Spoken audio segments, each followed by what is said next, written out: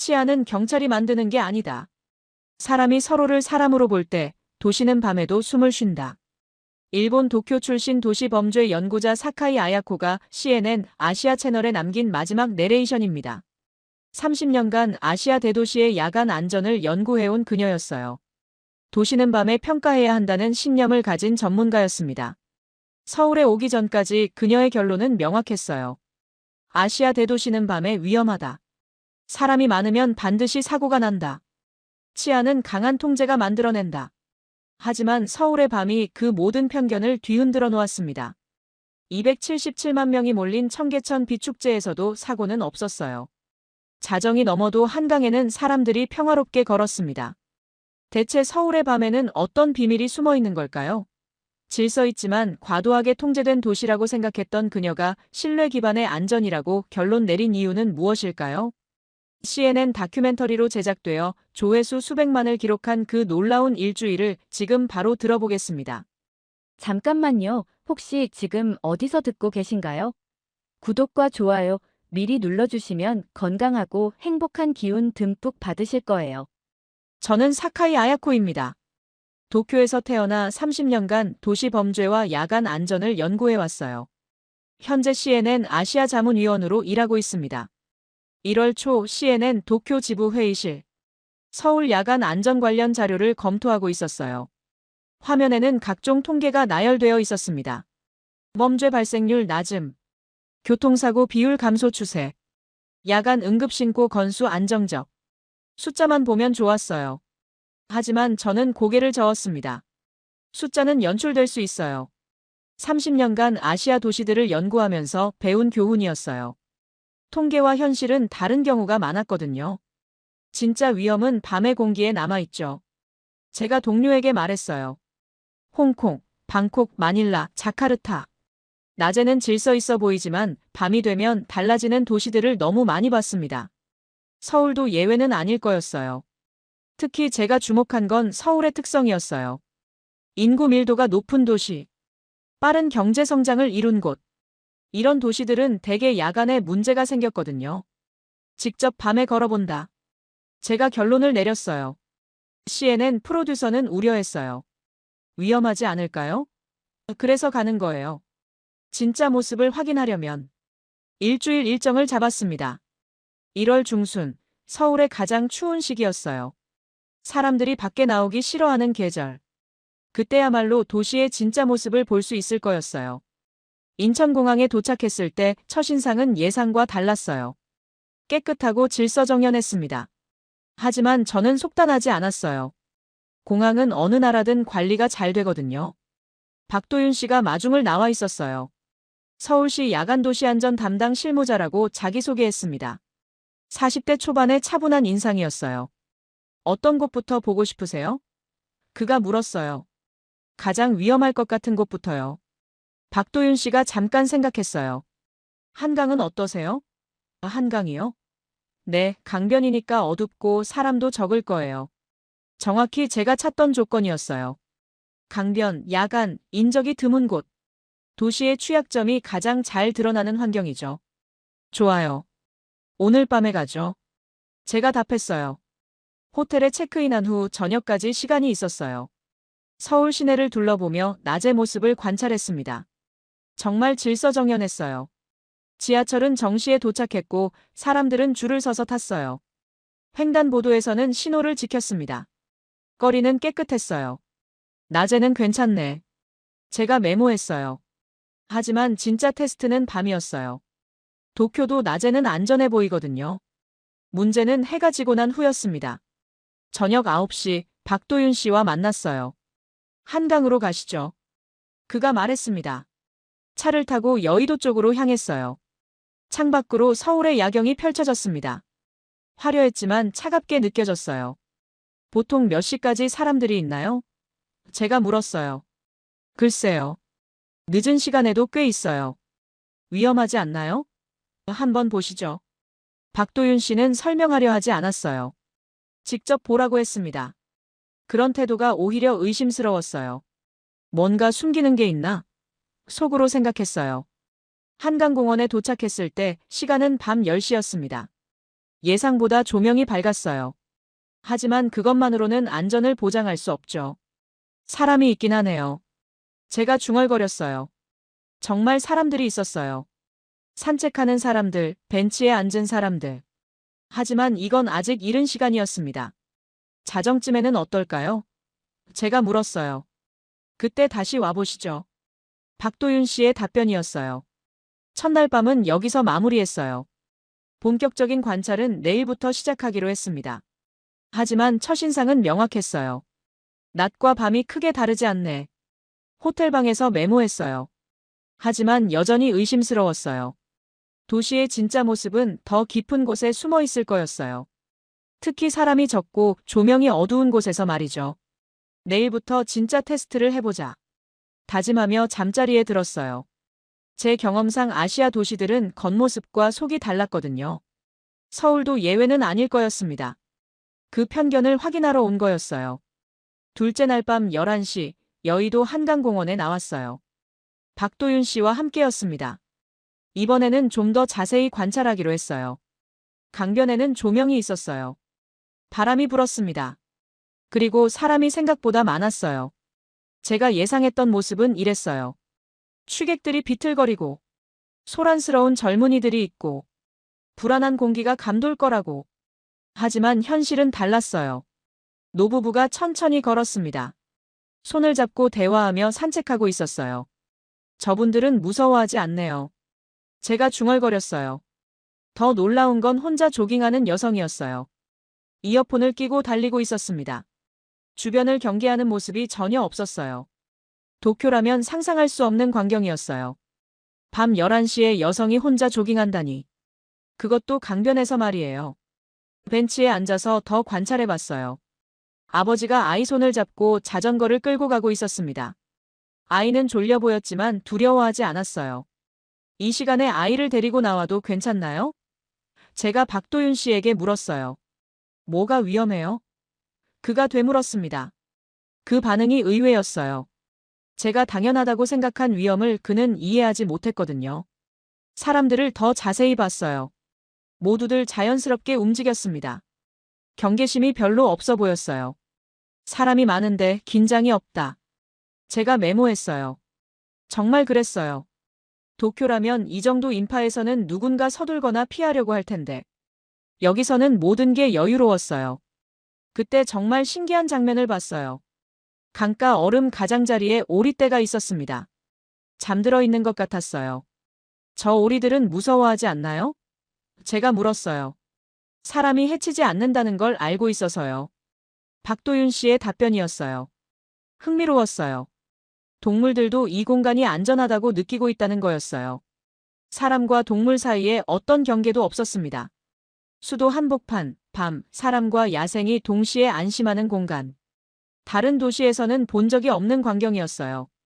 계속 걸어보기로 했어요. 강변 산책로를 따라 이동했습니다. 사람들의 패턴을 관찰하고 싶었거든요.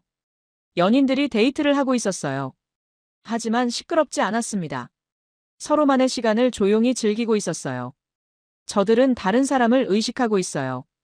제가 관찰한 바를 말했어요. 어떻게 알 수 있죠? 목소리를 낮추고 있거든요. 정말 그랬어요. 사랑하는 사이라도 공공장소에서는 배려하고 있었어요. 자연스러운 매너였습니다. 혼자 산책하는 사람들도 많이 봤어요. 남녀노소 가릴 것 없이 혼자 걷고 있었습니다. 누구도 위축되지 않았어요. 이상하네요. 제가 중얼거렸어요. 뭐가요? 너무 평화로워요. 정말 그랬어요. 제가 알고 있던 도시의 밤과는 완전히 달랐거든요. 긴장감이라는 게 전혀 없었어요. 자정이 되자 사람이 조금 줄어들었어요. 하지만 여전히 많았습니다.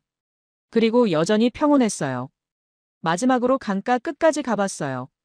가장 어둡고 외진 곳이었습니다. 여기라면 뭔가 다를 거라고 생각했어요. 하지만 거기서도 사람을 만났어요. 낚시하는 할아버지였습니다. 혼자서 조용히 앉아 계셨어요. 밤에 낚시해도 괜찮으세요? 제가 물어봤어요. 여기가 제일 좋은 자리예요. 할아버지가 웃으셨습니다. 무서워하는 기색이 전혀 없으셨어요. 오히려 이 시간을 즐기고 계시는 것 같았어요. 호텔로 돌아가면서 생각했어요. 오늘 본 것은 제 예상과 완전히 달랐습니다. 위험하다고 생각했던 조건들이 모두 있었는데도 평화로웠어요. 강변, 야간, 인적이 많지 않은 곳.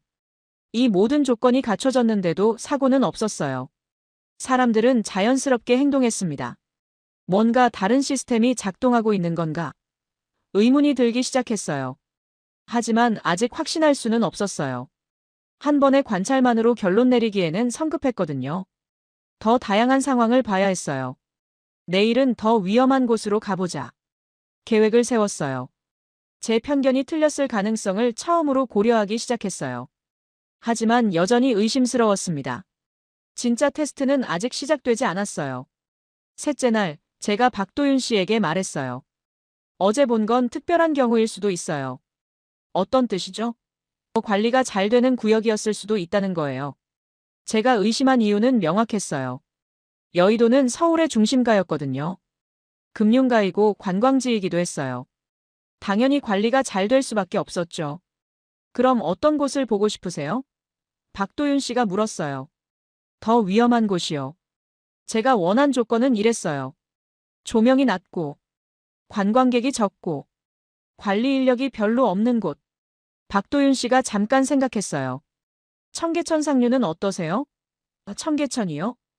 네, 도심에서 좀 떨어진 구간이에요. 좋은 제안이었어요. 하천 주변은 일반적으로 취약 지역이거든요.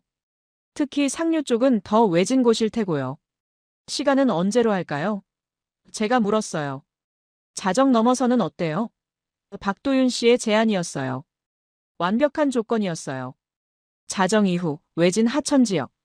정말로 위험할 수 있는 환경이었죠. 오후 시간을 이용해서 청계천 주변을 미리 답사했어요. 낮에 지형을 파악해 두고 싶었거든요. 예상치 못한 위험에 대비하려는 거였어요. 청계천은 도심을 관통하는 하천이었어요. 복원된 지 20년 정도 됐다고 했습니다. 원래는 콘크리트로 덮여 있었다가 다시 열었다고 하더라고요. 낮에 본 청계천은 평화로웠어요. 직장인들이 점심시간에 산책하고 있었습니다. 가족들도 많이 보였어요. 낮에는 안전해 보이네요. 제가 박도윤 씨에게 말했어요. 밤에는 어떨까요? 보시면 알 거예요. 그의 답변이 항상 똑같았어요. 설명하려 하지 않고 직접 보라고 했어요. 그런 태도가 더 의심스럽게 만들었습니다. 저녁을 먹고 시간을 보냈어요. 자정까지는 아직 시간이 있었거든요. 호텔에서 지금까지의 관찰 기록을 정리했습니다. 한강에서 본 것들을 다시 분석해 봤어요. 정말로 안전했던 건지, 아니면 제가 놓친 위험 신호가 있었던 건지. 꼼꼼히 따져봤습니다. 결론은 이랬어요. 표면적으로는 안전했다. 하지만 이것이 진짜 안전인지는 확실하지 않다. 더 어려운 조건에서 테스트해봐야 한다. 자정이 되자 박도윤 씨와 만났어요. 준비되셨어요? 그가 물었어요. 네, 가죠. 청계천 상류로 향했어요. 차창 밖으로 서울의 밤이 지나갔습니다. 도심에서 점점 멀어질수록 조명이 줄어들었어요. 여기서 내려서 걸어가죠. 박도윤 씨가 말했어요. 내린 곳은 정말 조용했어요. 큰 길에서 떨어진 주택가 근처였습니다. 청계천은 이 동네를 관통해서 흐르고 있었어요. 사람이 있을까요? 제가 물었어요. 글쎄요. 이 시간에는 박도윤 씨도 확실하지 않은 것 같았어요. 그게 오히려 진짜 테스트가 될 것 같았습니다. 청계천변 산책로로 내려갔어요. 조명이 있긴 했지만 밝지 않았습니다. 물소리만 들렸어요. 이제 진짜 테스트가 시작되는군. 속으로 생각했어요. 이런 조건에서 사람이 있다면 정말 놀라운 일일 거였어요. 자정 넘은 시간 외진 하천가, 어두운 조명.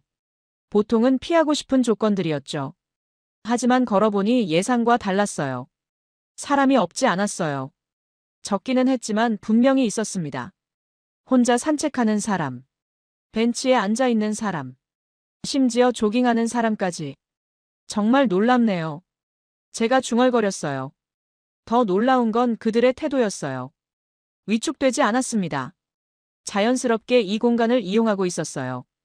사람들이 경계하지 않는다는 건 경계할 필요가 없다는 뜻일까? 중요한 질문이 떠올랐어요. 계속 관찰해봤어요. 정말로 위험한 상황이 없는지 확인하고 싶었거든요. 혹시 제가 놓친 위험 요소가 있을 수도 있었으니까요. 1시간 정도 걸었지만 아무 일도 없었어요. 사람들은 평화롭게 자신의 시간을 보냈습니다. 누구도 서두르지 않았어요. 이상합니다. 제가 박도윤 씨에게 말했어요. 뭐가요? 너무 평온해요. 제가 예상한 위험이 하나도 나타나지 않았어요. 소음도 없고 다툼도 없고 사고도 없었습니다. 모든 게 조용했어요. 다른 곳도 이런가요? 제가 물었어요. 어디든 비슷해요. 박도윤 씨의 답변이었어요. 그 말이 더 놀라웠어요. 한두 곳이 특별한 게 아니라 서울 전체가 이렇다는 뜻이었거든요. 호텔로 돌아가면서 혼란스러웠어요. 제 가설이 틀린 것 같았거든요. 보여주기식 안전이라고 생각했는데 그것도 아니었어요. 정말로 안전한 건가? 아니면 제가 아직 진짜 위험한 상황을 못 본 건가? 확신이 서지 않았어요. 내일은 더 확실한 테스트를 해보자. 마음을 다잡았어요. 하지만 마음 한구석에서는 인정하고 있었어요. 지금까지 본 것들이 가짜는 아니라는 것을. 뭔가 다른 시스템이 작동하고 있다는 것을. 넷째 날 자정, 청계천 광장에 서 있었어요. 이번에는 서울빛 초롱축제가 열리는 구간이었습니다. 박도윤 씨가 제안한 곳이었어요. 축제 기간이니까 사람이 많을 거예요. 그가 말했어요. 그래서 더 위험할 수 있다는 뜻이죠? 제가 되물었습니다. 인파가 몰리는 축제는 사고가 나기 쉬운 환경이었어요. 특히 밤에는 더 그렇죠. 음주, 흥분, 혼잡함이 합쳐지면 예측할 수 없는 상황이 벌어질 수 있거든요. 하지만 제가 본 첫 장면은 예상과 달랐어요. 사람은 정말 많았지만 질서가 있었습니다. 물 위에 비치는 조명이 아름다웠어요. 통제선이 없네요. 제가 관찰했어요. 필요 없어요. 박도윤 씨의 답변이었어요. 정말 통제선이나 경찰의 호루라기가 없었어요. 그런데도 사람들의 흐름은 자연스러웠습니다. 서로 밀치지도 않았어요. 아이들의 웃음소리가 들렸어요. 부모들이 아이 손을 잡고 천천히 걷고 있었습니다. 밤 자정이 넘은 시간인데도 평화로웠어요. 노인분들도 많이 보였어요. 지팡이를 짚고 천천히 걸으시는 할머니. 휠체어를 탄 할아버지. 모든 분들이 편안해 보이셨어요. 이 시간에 노인분들이 나와도 괜찮나요? 제가 물었어요. 가족들이 함께 있잖아요. 박도윤 씨가 가리켰어요. 정말 3대가 함께 온 가족들이 많았어요. 할아버지, 할머니, 부모, 아이들이 함께 축제를 즐기고 있었습니다. 밤늦은 시간인데도 불안해하지 않았어요. 축제 구경을 하면서 사람들의 행동을 관찰했어요. 전통 한지등이 물 위에 떠 있었습니다. 갓등이라고 부르는 조형물도 있었어요. 정말 아름답네요. 외국인 관광객이 감탄하고 있었어요. 영어로 이야기하는 걸 보니 서구권에서 온 것 같았어요. 그들도 전혀 위축되지 않았어요. 카메라를 들고 열심히 사진을 찍고 있었습니다. 이 축제를 정말 즐기고 있는 모습이었어요. 더 놀라운 건 군중 속에서의 질서였어요. 좁은 구간에 수많은 사람이 몰렸는데도 사고가 없었어요. 자연스럽게 양보하고 배려했습니다. 유모차를 끄는 부모가 지나가면 사람들이 길을 열어줬어요. 휠체어 이용자가 오면 자연스럽게 공간을 만들어줬습니다. 누가 시키지 않았는데도 저절로 그렇게 됐어요. 이건 질서가 아니라 합의다. 제가 속으로 생각했어요. 정말 그런 것 같았어요. 강제적인 통제가 아니라 자발적인 협조였습니다. 모든 사람이 함께 만들어가는 질서였어요. 가장 인상적이었던 장면이 있었어요. 아이가 갑자기 멈춰서 빛 조형물을 바라봤어요. 그러자 뒤에 따라오던 모든 사람들이 자연스럽게 멈췄습니다. 아무도 불편해하지 않았어요. 오히려 아이의 순수한 감탄에 함께 미소 지었습니다. 그 순간이 끝나자 다시 자연스럽게 걷기 시작했어요. 아무도 소리치지 않네요. 제가 관찰한 바를 말했어요. 소리칠 이유가 없죠. 박도윤 씨의 답변이었어요. 정말 그랬어요. 이렇게 많은 사람이 모였는데도 큰 소리가 없었어요. 모든 게 차분하고 평화로웠습니다. 포켓몬 콜라보 조형물 앞에서는 젊은이들이 셀카를 찍고 있었어요. 하지만 다른 사람들의 관람을 방해하지 않았습니다. 차례를 기다리며 질서를 지켰어요.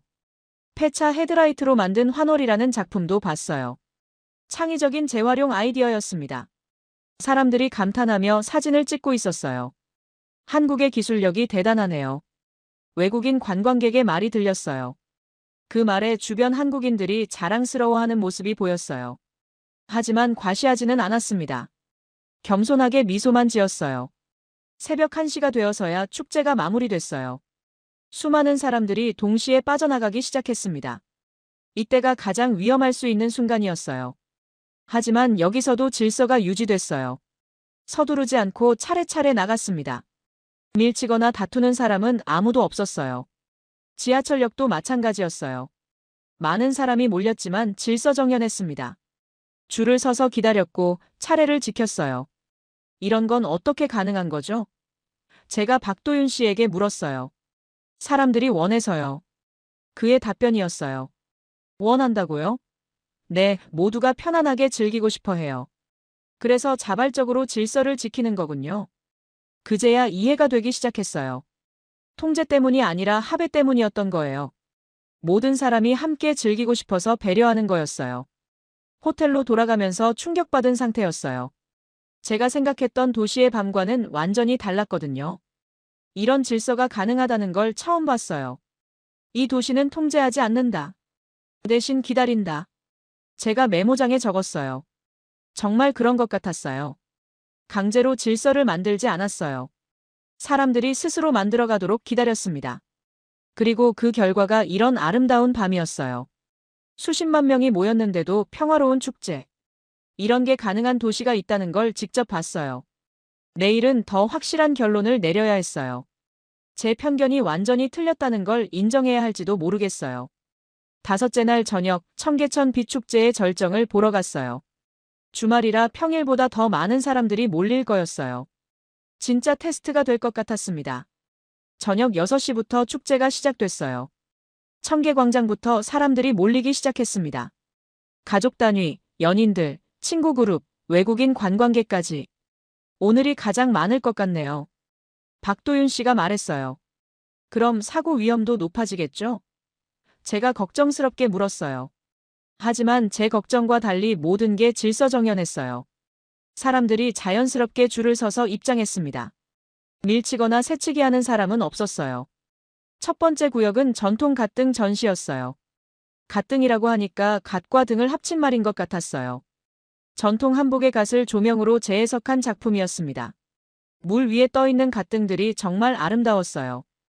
은은한 빛이 물에 반사되어 환상적이었습니다. 사람들이 조용히 감탄하며 바라보고 있었어요. 사진 찍어도 될까요? 외국인 관광객이 물었어요. 당연하죠. 주변 사람들이 친절하게 답해줬습니다. 심지어 사진 찍는 걸 도와주기도 했어요. 좋은 각도를 알려주거나 함께 찍어주기도 했습니다. 자연스러운 친절이었어요. 두 번째 구역은 미디어 아트 존이었어요. 청계천의 과거와 현재를 영상으로 보여주고 있었습니다. 과거 판자촌 모습부터 현재에 복원된 하천까지. 정말 대단한 변화네요. 한 할아버지가 감탄하셨어요. 제가 젊을 때는 여기가 냄새났거든요. 지금은 이렇게 아름다워졌고요. 그분의 말씀을 들으니 더욱 감동적이었어요. 직접 변화를 목격하신 분의 증언이었거든요. 도시가 이렇게 바뀔 수 있다는 게 놀라웠어요. 세 번째 구역에서는 포켓몬 콜라보 작품을 봤어요. 잉어킹이라는 캐릭터가 물속에서 헤엄치고 있었습니다. 아이들이 정말 좋아했어요. 우와! 잉어킹이다. 아이가 신나게 소리쳤어요. 하지만 부모가 조용히 하라고 했습니다. 다른 사람들도 구경하고 있으니까 조용히 해야지. 자연스러운 교육이었어요. 아이도 이해하고 목소리를 낮췄습니다. 공공장소에서의 예의를 배우고 있었어요. 가장 인상적이었던 건 네 번째 구역이었어요. 폐차 헤드라이트로 만든 환월이라는 작품이었습니다. 버려진 자동차 부품을 예술로 재탄생시킨 거였어요. 이런 아이디어는 어떻게 나온 걸까요? 제가 감탄했어요. 한국인들의 창의성이죠. 박도윤 씨가 자랑스럽게 말했어요. 정말 창의적이었어요. 환경보호와 예술을 동시에 추구하는 작품이었습니다. 한국의 기술력과 예술 감각을 동시에 보여주는 거였어요. 시간이 지날수록 사람이 더 많아졌어요. 하지만 여전히 질서가 유지됐습니다. 좁은 통로에서도 서로 양보했어요. 휠체어를 탄 할머니가 지나가실 때였어요. 자연스럽게 사람들이 길을 열어드렸습니다. 누가 시키지 않았는데도 저절로 그렇게 됐어요. 할머니, 천천히 가세요. 젊은 여성이 할머니를 부축해드렸어요. 고마워요. 할머니가 감사 인사를 하셨습니다. 그 모습을 보면서 마음이 따뜻해졌어요. 나이, 성별, 국적을 구분하지 않는 자연스러운 배려. 이런 게 진짜 문명이라는 생각이 들었어요. 외국인 관광객들의 반응도 인상적이었어요. 어메이징 솔. 디스 이즈 매지컬. 연신 감탄사를 연발했어요. 한 유럽계 가족과 이야기를 나눴어요. 어떤 점이 가장 좋으세요? 제가 물어봤어요. 사람들이 친절해요. 아버지가 답했어요. 그리고 안전하다고 느껴져요. 어머니가 덧붙였어요. 밤인데도 무섭지 않나요? 제가 더 물어봤어요. 전혀요. 오히려 더 아름다워요. 딸이 답했어요. 정말 그런 것 같았어요. 밤이 더 아름다운 도시. 무서워할 이유가 없는 밤. 시간이 지나면서 더 많은 사람들이 몰렸어요. 하지만 사고는 일어나지 않았습니다. 모든 사람이 서로를 배려했어요. 아이가 떨어뜨린 장갑을 주워주는 사람. 길을 물어보는 외국인에게 친절하게 설명해주는 사람. 노인분의 무거운 가방을 들어주는 젊은이. 이 모든 게 자연스럽게 일어났어요. 누가 시키지도 않았는데 말이에요. 이것이 바로 성숙한 시민의식이구나 싶었어요. 축제가 끝나갈 무렵 사람들이 하나둘씩 돌아가기 시작했어요. 하지만 서두르지 않았습니다. 천천히 여운을 즐기며 떠났어요. 쓰레기를 버리는 사람은 없었어요. 오히려 주변을 정리하고 가는 사람들이 있었습니다. 자발적인 정화 활동이었어요. 이런 축제를 매년 하시나요? 제가 물었어요. 네, 겨울마다 해요. 박도윤 씨가 답했어요. 사고가 난 적은 없나요? 거의 없어요. 사람들이 조심하거든요. 정말 놀라웠어요. 이렇게 큰 축제에서 사고가 거의 없다니. 다른 나라라면 상상하기 어려운 일이었어요. 마지막으로 청계천 전체를 둘러봤어요. 물 위의 조명들이 여전히 아름다웠습니다. 사람들도 여전히 평화롭게 즐기고 있었어요. 이 도시는 밤을 시민에게 돌려준 거네요. 제가 중얼거렸어요.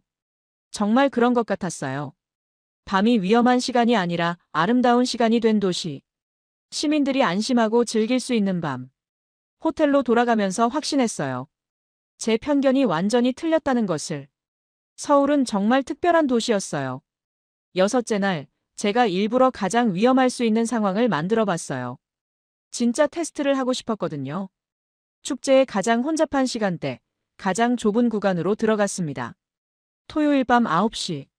청계천 비축제 절정 시간이었어요.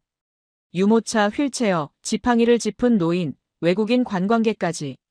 사고가 나기 가장 좋은 조건이었습니다. 정말 괜찮을까요? 제가 박도윤 씨에게 물었어요. 한번 보시죠.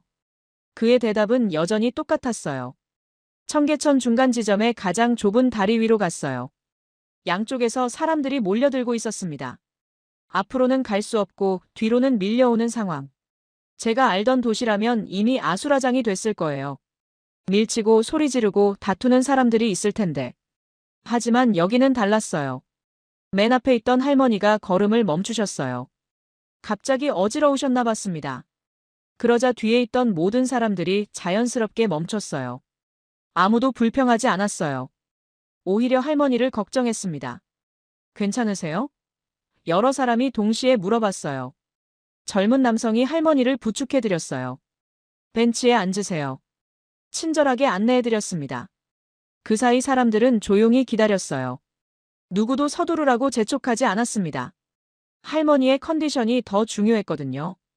할머니가 괜찮아지자 다시 움직이기 시작했어요. 하지만 여전히 천천히였습니다. 모든 사람이 할머니 속도에 맞춰 걸었어요. 이게 어떻게 가능하지? 제가 속으로 놀랐어요. 수백 명이 갇힌 상황에서도 아무도 화내지 않았어요. 오히려 서로를 배려했습니다. 이런 장면은 처음 봤어요. 유모차를 끄는 부모를 봤어요. 좁은 통로에서 진퇴양난이었습니다. 그런데 사람들이 스스로 길을 열어줬어요. 이쪽으로 가세요. 한 할아버지가 안내해 주셨어요. 고맙습니다. 부모가 감사 인사를 했어요. 휠체어를 탄 청년도 있었어요. 계단이 있어서 올라갈 수 없는 상황이었습니다. 그러자 주변 사람들이 도와줬어요. 들어서 올려드릴까요? 몇몇 남성들이 제안했어요. 감사합니다. 청년이 고마워했어요. 정말 자연스럽게 도움을 주고받았어요. 누가 시키지도 않았는데 말이에요. 이런 게 진짜 공동체 정신이구나 싶었어요. 외국인 가족도 어려움을 겪고 있었어요. 길을 잃어버린 것 같았습니다. 지도를 보며 헤매고 있었어요. 도움이 필요하세요? 한 대학생이 영어로 물어봤어요. 네, 출구를 찾고 있어요. 외국인이 답했어요. 제가 안내해 드릴게요. 대학생이 친절하게 길을 안내해 줬습니다. 정말 고맙습니다. 그 모습을 보면서 감동받았어요. 국적, 언어가 달라도 서로 도왔거든요. 진짜 글로벌 도시다운 모습이었어요. 가장 놀라웠던 건 아이들이었어요. 좁은 공간에서도 뛰어다니지 않았습니다. 부모가 특별히 제지하지 않았는데도 스스로 조절했어요. 아이들이 참 얌전하네요. 제가 박도윤 씨에게 말했어요. 어릴 때부터 배우는 거예요. 뭘요? 다른 사람을 배려하는 법을요. 정말 그런 것 같았어요. 아이들이 자연스럽게 사회적 규칙을 익히고 있었어요. 강제가 아니라 자연스러운 학습이었습니다. 시간이 지날수록 사람은 더 많아졌어요. 하지만 사고는 일어나지 않았습니다. 오히려 더 질서정연해지는 것 같았어요. 사람들이 먼저 길을 연다. 아이가 멈추면 모두 멈춘다. 아무도 소리치지 않는다. 제가 메모했어요. 정말 그랬어요. 강제적인 통제 없이도 완벽한 질서가 유지됐어요. 모든 사람이 자발적으로 참여하는 질서였습니다.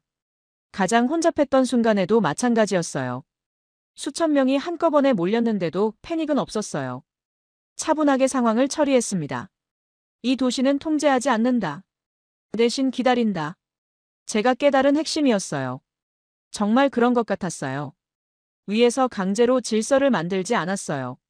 시민들이 스스로 만들어가도록 기다렸습니다. 그리고 그 결과가 이런 아름다운 질서였어요. 통제 없는 질서. 자발적 참여로 만들어진 안전. 축제가 끝나갈 무렵까지도 사고는 없었어요. 수십만 명이 다녀갔는데도 평화로웠습니다. 이런 게 가능한 도시가 있다는 걸 직접 봤어요. 어떻게 이런 일이 가능한 거죠? 제가 박도윤 씨에게 물었어요. 사람들이 서로를 믿으니까요. 그의 답변이었어요. 믿는다고요? 네, 서로 해치지 않을 거라고 믿어요. 그 말이 핵심인 것 같았어요. 신뢰. 서로에 대한 기본적인 신뢰가 이 모든 걸 가능하게 만든 거였어요. 호텔로 돌아가면서 확신했어요. 제가 찾던 위험은 존재하지 않았어요. 대신 제가 상상하지 못했던 아름다운 질서가 있었습니다. 내일은 최종 결론을 내려야겠어. 마음을 다잡았어요. 지금까지의 관찰로 충분히 확인했어요. 서울의 밤은 정말 안전했어요. 그리고 그 안전의 비밀은 시민들의 성숙한 의식이었습니다. 일주일째 되는 날 새벽 다시 한강으로 갔어요. 해 뜨기 직전에 어스름한 시간이었습니다. 일주일간의 관찰을 마무리하고 싶었거든요. 박도윤 씨는 따로 오지 않았어요. 혼자서 조용히 생각할 시간이 필요했습니다. 첫날 밤과 똑같은 장소에 서서 달라진 제 마음을 확인하고 싶었어요. 여의도 한강공원은 고요했어요. 새벽이라 사람이 별로 없었습니다. 하지만 완전히 비어있지는 않았어요. 조깅하는 사람들이 있었어요. 이른 아침 운동을 하는 사람들이었습니다. 모두들 자연스럽게 이 공간을 이용하고 있었어요. 벤치에 앉아서 일주일을 돌이켜봤어요. 첫날 제가 가졌던 편견들이 하나씩 떠올랐습니다. 아시아 대도시는 밤에 위험하다. 사람이 많으면 반드시 사고가 난다. 치안은 강한 통제가 만들어낸다. 모든 게 틀렸었어요. 서울은 완전히 다른 도시였거든요. 강물을 바라보며 메모장을 꺼냈어요. 처음에 적었던 통제된 안전이라는 문구에 줄을 그었습니다. 그 아래 새로 적었어요. 신뢰 기반의 안전. 정말 그것이 핵심이었어요. 서울의 안전은 통제에서 나온 게 아니었어요. 시민들 사이의 신뢰에서 나온 거였습니다. 해가 떠오르기 시작했어요. 강물에 비치는 아침 햇살이 아름다웠습니다. 밤을 통과한 강은 여전히 평온했어요. 새들도 떠나지 않았어요. 오히려 더 활발하게 활동하고 있었습니다.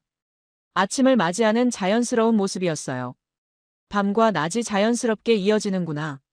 깨달았어요. 서울에서는 밤과 낮 사이에 단절이 없었어요. 밤에도 안전하고 낮에도 안전했습니다. 시간에 관계없이 시민들의 일상이 지속됐어요. 지난 일주일간 만났던 사람들이 떠올랐어요.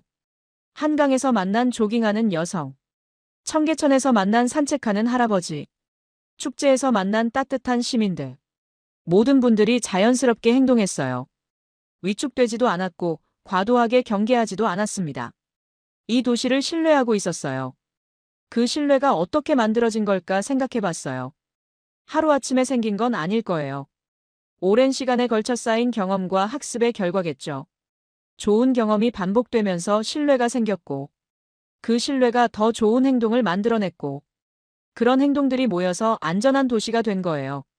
선순환 구조였어요. 신뢰 좋은 행동 안전한 환경 더 큰 신뢰. 이런 순환이 계속 반복되면서 지금의 서울이 만들어진 거였습니다. 아침 조깅하는 사람들이 늘어나기 시작했어요. 나이, 성별 구분 없이 다양한 사람들이 운동하고 있었습니다. 모두들 편안해 보였어요. 안녕하세요. 지나가던 할아버지가 인사해 주셨어요. 안녕하세요. 저도 인사를 받았습니다. 자연스러운 소통이었어요. 서로 모르는 사람이지만 같은 공간을 공유하는 동료애가 있었어요. 이런 것들이 도시의 온도를 따뜻하게 만드는 거겠죠. CNN 본부에 보낼 보고서를 머릿속으로 정리했어요. 제목은 이미 정했어요. 서울은 왜 밤을 시민에게 돌려줄 수 있었을까? 내용도 명확했어요. 통제가 아닌 신뢰, 감시가 아닌 배려, 강제가 아닌 자발적 참여. 이 모든 것들이 서울의 밤을 안전하게 만든 비밀이었어요. 그리고 그것은 다른 도시에서도 가능한 일이라고 생각했습니다. 시간과 노력이 필요하겠지만 불가능하지는 않을 거예요. 사람들의 마음이 바뀌면 도시도 바뀔 수 있으니까요. 해가 완전히 떠올랐어요. 새로운 하루가 시작된 거였습니다. 서울의 평범하고도 특별한 하루. 마지막으로 강물을 바라봤어요. 일주일 전 제가 의심과 편견을 가지고 처음 본 강물. 이제는 신뢰와 감탄으로 바라보는 강물. 고마워요, 서울. 마음속으로 인사했어요. 제 편견을 깨뜨려준 도시. 새로운 가능성을 보여준 도시. 더 나은 미래에 대한 희망을 준 도시. 호텔로 돌아가서 보고서를 작성하기 시작했어요. 이 경험을 전 세계와 나누고 싶었거든요. 서울이 보여준 기적을 알리고 싶었어요. 치안은 경찰이 만드는 게 아니다. 사람이 서로를 사람으로 볼 때 도시는 밤에도 숨을 쉰다. 마지막 문장을 미리 정해놨어요. 정말 그런 것 같았어요. 기술이나 제도보다 중요한 건 사람의 마음이었어요. 그 마음들이 모여서 도시의 영혼을 만드는 거였습니다. 1월 중순 CNN 아시아 채널에서 제 다큐멘터리가 공개됐어요. 제목은 솔 애프터 다크 더 시티 댓 게이브 나이트 백투 시터전지였습니다. 한국어로는 서울의 밤 시민에게 밤을 돌려준 도시였어요. 방송 직후부터 반응이 폭발적이었어요. 조회수가 급속도로 올라갔습니다. 첫날에만 100만 뷰를 넘어섰어요. 댓글들을 읽어봤어요. 밤이 이렇게 조용할 수 있나 무서워야 할 시간이 가장 평화롭다 이런 도시에서 살고 싶다. 전 세계 사람들이 서울의 밤에 놀라고 있었어요. 특히 다른 아시아 도시 거주자들의 반응이 뜨거웠습니다. 도쿄에서 온 댓글도 있었어요. 같은 아시아인데 왜 이렇게 다를까? 도쿄도 이렇게 될 수 있을까? 방콕, 자카르타, 마닐라에서도 비슷한 반응이었어요. 모두들 자신의 도시와 비교하며 부러워했습니다. 유럽과 미국에서도 관심이 뜨거웠어요. 파리보다 안전해 보인다. 뉴욕에서는 상상할 수 없는 일이다. 런던도 배워야 할 점이 많다. 전문가들의 반응도 이어졌어요. 도시계획학자, 범죄학자, 사회학자들이 분석 기사를 쏟아냈습니다. 서울 모델이라는 용어까지 생겨났어요. 하버드 대학교에서 강연 요청이 들어왔어요. 서울의 야간 안전 시스템에 대해 이야기해달라는 내용이었습니다. MIT 스탠포드에서도 비슷한 요청이 왔어요. 가장 놀라웠던 건 정책 당국의 반응이었어요. 파리시에서 연락이 와서 자문을 요청했습니다. 생강변 야간 안전 개선에 서울 사례를 참고하고 싶다고 했어요. 런던시에서도 비슷한 요청이 들어왔어요. 베를린, 암스테르담에서도 관심을 보였습니다. 서울의 경험을 배우고 싶어하는 도시들이 늘어났어요. 한 달 후 조회수는 500만을 넘어섰어요. 여러 언어로 번역되어 전 세계에 퍼졌습니다. 솔 매직이라는 해시태그까지 생겨났어요. 제가 받은 인터뷰 요청만도 수십 개였어요. BBC, CNN, NHK, 도이체벨레까지. 모든 매체가 서울의 비밀을 궁금해했습니다. 가장 인상적이었던 순간이 언제였나요? 한 기자가 물었어요. 축제에서 할머니가 넘어지셨을 때요. 제가 답했어요. 무슨 일이 있었나요? 모든 사람이 자연스럽게 멈춰서서 도와드린 거예요. 누가 시킨 것도 아닌데요? 네, 그게 가장 놀라웠어요. 그 장면을 설명할 때마다 감동이 새로웠어요. 수백 명이 갇힌 상황에서도 아무도 화내지 않았던 그 순간. 진짜 시민의식이 뭔지 보여준 장면이었어요. 유튜브에는 반응 영상들이 쏟아졌어요. 각국 사람들이 서울 영상을 보고 반응하는 컨텐츠였습니다. 대부분 놀라고 감탄하는 반응이었어요. 한국 정부에서도 주목했어요. 문화체육관광부에서 연락이 와서 홍보 자문을 요청했습니다. 한국의 도시 문화를 알리는데 도움을 달라는 내용이었어요. 서울시에서도 감사 인사를 전해왔어요. 박도윤 씨를 통해서였습니다. 시민들이 자랑스러워한다고 했어요. 가장 의미 있었던 건 실제 변화였어요. 다른 도시들이 서울 모델을 연구하기 시작한 거였습니다. 작은 시범 사업들이 여러 곳에서 시작됐어요. 도쿄 시부야구에서 야간 안전 개선 프로젝트를 시작했어요. 서울의 사례를 참고한다고 했습니다. 시민 참여형 안전 시스템을 도입한다고 했어요. 파리 사구에서도 비슷한 실험을 시작했어요. 생강변 일부 구간에서 시민 자율 관리를 시도하는 거였습니다. 경찰 통제를 줄이고 시민 참여를 늘리는 방향이었어요. 6개월 후 후속 리포트를 제작했어요. 서울 모델의 확산 현황을 다룬 내용이었습니다. 제목은 더 솔 이펙트 하우 원 시티 체인지드 어번 세이프티였어요. 서울 효과 한 도시가 어떻게 도시 안전을 바꿨나 정말 그런 일이 일어나고 있었어요. 1년 후 다시 서울에 갔어요. 국제도시 안전 컨퍼런스에 기조 연설자로 초청받은 거였습니다. 전 세계 도시계획 전문가들이 모인 자리였어요. 청계천도 다시 방문했어요. 1년 전과 똑같이 평화로웠습니다. 변하지 않는 아름다운 일상이었어요. 박도윤 씨도 다시 만났어요. 1년 전 예상하셨나요? 제가 물었어요. 이렇게 관심을 받을 줄은 몰랐어요. 하지만 그는 자랑스러워했어요. 서울 시민들도 마찬가지였습니다. 자신들의 일상이 세계의 모범이 된다는 사실에 뿌듯해했어요. 강연에서 마지막 질문을 던졌어요. 서울은 왜 밤을 시민에게 돌려줄 수 있었을까? 답은 이미 알고 있었어요. 치안은 경찰이 만드는 게 아니다. 사람이 서로를 사람으로 볼 때 도시는 밤에도 숨을 쉰다. 그 문장으로 강연을 마무리했어요. 박수가 오랫동안 이어졌습니다. 비행기에서 마지막으로 서울을 내려다봤어요. 한강이 도시를 가로질러 흘러가고 있었습니다. 그 강변에서 사람들이 여전히 평화롭게 지낼 거예요. 고마워요, 서울. 다시 한번 인사했어요. 세상을 바꿀 수 있다는 희망을 준 도시. 더 나은 미래가 가능하다는 꿈을 심어준 도시. 그것이 서울이 저에게 준 가장 큰 선물이었어요.